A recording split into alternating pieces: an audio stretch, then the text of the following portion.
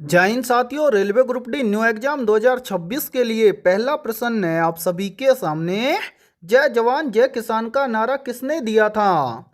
Option A है महात्मा गांधी ने, option B है लाल बहादुर शास्त्री ने, ऑप्शन सी है जवाहरलाल नेहरू ने और ऑप्शन डी है इंदिरा गांधी ने।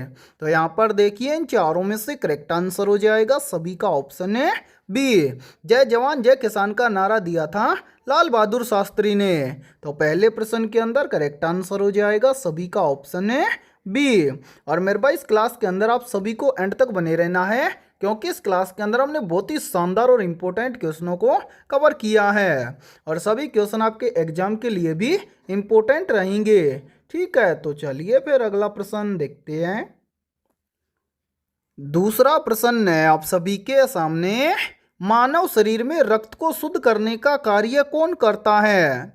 मेरे भाई वेरी वेरी इंपॉर्टेंट प्रश्न है ये, तो जल्दी से बताइए इन चारों में से करेक्ट आंसर है क्या होगा। आप सभी से पूछा गया है कि मानव शरीर में रक्त को शुद्ध करने का कार्य कौन करता है। तो यहाँ पर देखिए इन चारों में से करेक्ट आंसर हो जाएगा सभी का ऑप्शन है डी। मानव शरीर में रक्त को शुद्ध करने का कार्य करता है गुर्दा। तो दूसरे प्रश्न के अंदर करेक्ट आंसर हो जाएगा सभी का ऑप्शन है डी। और मेरे भाई ये प्रश्न बहुत ही इंपॉर्टेंट है, क्योंकि ये प्रश्न आरआरबी ग्रुप डी एग्जाम 2025 के अंदर पूछा गया प्रश्न है। और यदि आप ऐसे ही शानदार क्वेश्चनों का मास्टर पीडीएफ सेट लेना चाहते हैं तो हमने आपके railway group D new exam 2026 के लिए ऑल सब्जेक्ट के ऊपर लगभग 25,000 प्लस रामबाण क्वेश्चनों का मास्टर पीडीएफ सेट तैयार किया है। और जितने भी अभ्यर्थी ये कंप्लीट मास्टर पीडीएफ सेट लेना चाहते हैं तो वो सभी अभ्यर्थी हमारे इस व्हाट्सएप नंबर पर कांटेक्ट करके इस कंप्लीट मास्टर पीडीएफ सेट को ले सकते हैं। व्हाट्सएप नंबर है 7374826893। ये हमारा व्हाट्सअप नंबर है। इस व्हाट्सअप नंबर पर आप कांटेक्ट करके इस कंप्लीट मास्टर पीडीएफ सेट को ले सकते हैं। और मेरे भाई इस कंप्लीट मास्टर पीडीएफ सेट की प्राइस हमने रखी है मात्र और मात्र 99 रुपये। यानी कि ये कंप्लीट मास्टर पीडीएफ सेट आपको मिलने वाला है मात्र और मात्र 99 रुपये की फीस के अंदर है। और इस कंप्लीट मास्टर पीडीएफ सेट के अलावा आपको पूरे 15 प्रैक्टिस सेट भी बिल्कुल फ्री के अंदर मिलने वाले हैं। और यदि आप एग्जाम से पहले एक बार इन 15 प्रैक्टिस सेट को अच्छी से लगा लेते हैं तो आपको ये पता चल जाएगा कि रेलवे ग्रुप डी एग्जाम के अंदर किस लेवल के क्वेश्चन पूछे जाते हैं। और मैं आप सभी को एक गारंटी के साथ में बोल रहा हूँ, यदि आप एग्जाम से पहले इस कंप्लीट मास्टर पीडीएफ सेट को अच्छे से तैयार कर लेते हैं तो मैं गारंटी के साथ में बोल रहा हूँ आपके एग्जाम में जितने भी क्वेश्चन आएंगे सभी क्वेश्चन आपको इसी मास्टर पीडीएफ सेट से देखने को मिलेंगे। ठीक है, तो चलिए फिर अगला प्रश्न देखते हैं। तीसरा प्रश्न है आप सभी के सामने। भारत में पहला आम चुनाव कब हुआ था? या फिर देखिए इसी प्रश्न को एग्जाम के अंदर घुमाकर ऐसे भी पूछ लिया जाता है। प्रश्न पूछा जाता है कि भारत में पहला आम चुनाव किस वर्ष में हुआ था। तो यहाँ पर देखिए इन चारों में से करेक्ट आंसर हो जाएगा सभी का ऑप्शन है ए। भारत में पहला आम चुनाव हुआ था वर्ष 1951 और 52 में। तो तीसरे प्रश्न के अंदर करेक्ट आंसर हो जाएगा सभी का ऑप्शन है ए। तो चलिए फिर अगला प्रश्न देखते हैं। चौथा प्रश्न है आप सभी के सामने। भारत में पश्चिमी और पूर्वी सीमाओं पर सीमा सुरक्षा के लिए कौन सा पुलिस बल प्राथमिक रूप से जिम्मेदार है? तो यहाँ पर देखिए इन चारों में से करेक्ट आंसर हो जाएगा सभी का ऑप्शन है ए। भारत में पश्चिमी और पूर्वी सीमाओं पर सीमा सुरक्षा के लिए सीमा सुरक्षा बल प्राथमिक रूप से जिम्मेदार है, जिसको हम बोलते हैं बीएसएफ। ठीक है, मैं यहाँ पर लिख देता हूँ बीएसएफ। ठीक है मेरे भाई। और काफ़ी बार एग्जाम में पूछ लिया जाता है कि भाई बीएसएफ की स्थापना कब हुई थी। तो याद रखना बीएसएफ की स्थापना हुई थी वर्ष 1965 में। ठीक है, तो चौथे प्रश्न के अंदर करेक्ट आंसर हो जाएगा सभी का ऑप्शन है ए। तो चलिए फिर अगला प्रश्न देखते हैं। पांचवा प्रश्न है आप सभी के सामने। आसपास के वातावरण में पशुओं और पौधों के संबंध के अध्ययन को क्या कहते हैं? तो यहाँ पर देखिए इन चारों में से करेक्ट आंसर हो जाएगा सभी का ऑप्शन है ए। आसपास के वातावरण में पशुओं और पौधों के संबंध के अध्ययन को कहते हैं पारिस्थितिकी विज्ञान। तो पांचवें प्रश्न के अंदर करेक्ट आंसर हो जाएगा सभी का ऑप्शन है ए। तो चलिए फिर अगला प्रश्न देखते हैं। छठा प्रश्न है आप सभी के सामने, थर्मामीटर में पारे के विकल्प के रूप में निम्नलिखित में से किसका उपयोग किया जाता है। मेरे भाई वेरी वेरी इंपॉर्टेंट प्रश्न है ये, और इस प्रश्न पर आप स्टार जरूर लगा लेना, क्योंकि ये प्रश्न इस बार आपके एग्जाम में 100% पूछा जाएगा।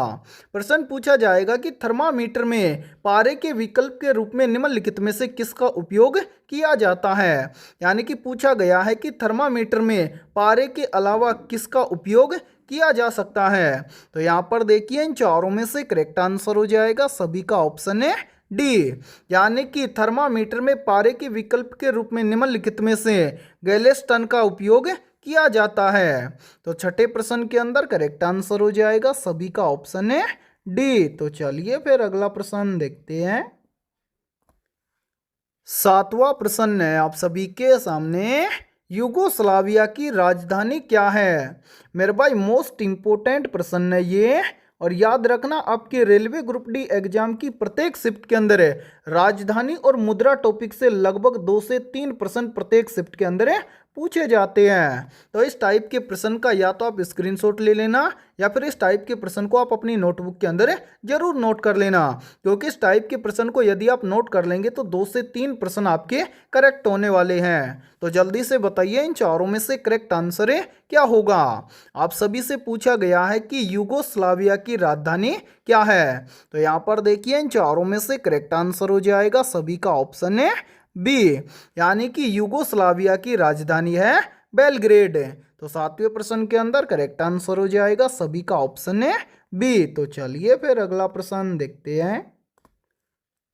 आठवां प्रश्न है आप सभी के सामने, हाल ही में चिंता रविंद्रन पुरस्कार 2025 से किसे सम्मानित किया जाएगा।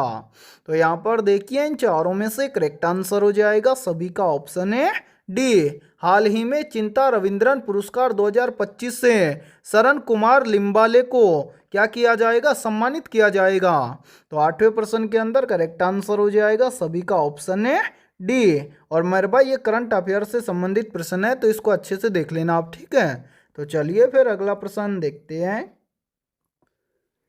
नौवां प्रश्न है आप सभी के सामने, भारत का सबसे बड़ा केंद्र शासित प्रदेश कौन सा है। ऑप्शन ए है गोवा, ऑप्शन बी है अंडमान और निकोबार द्वीप, ऑप्शन सी है पुडुचेरी, और ऑप्शन डी है चंडीगढ़। तो यहाँ पर देखिए इन चारों में से करेक्ट आंसर हो जाएगा सभी का ऑप्शन है बी। भारत का सबसे बड़ा केंद्र शासित प्रदेश है अंडमान और निकोबार द्वीप।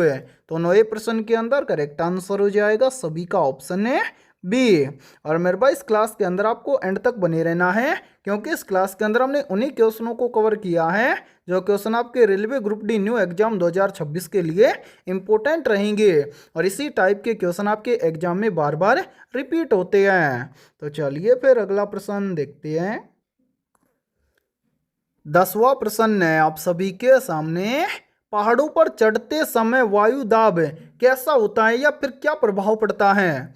ऑप्शन ए है वायु दाब बढ़ता है, ऑप्शन बी है वायु दाब घटता है, ऑप्शन सी है वायु दाब अपरिवर्तित रहता है, और ऑप्शन डी है इनमें से कोई नहीं। तो जल्दी से बताइए इन चारों में से करेक्ट आंसर क्या होगा। मेरे भाई यहाँ पर देखिए एक पॉइंट आपको याद होगा, यहाँ पर देखिए ये क्या है O2 यानी कि ऑक्सीजन। तो देखिए जैसे जैसे हम पहाड़ों पर चढ़ेंगे तो ऑक्सीजन लेवल क्या होगा, डाउन यानी कि कम हो जाएगा, घट जाएगा।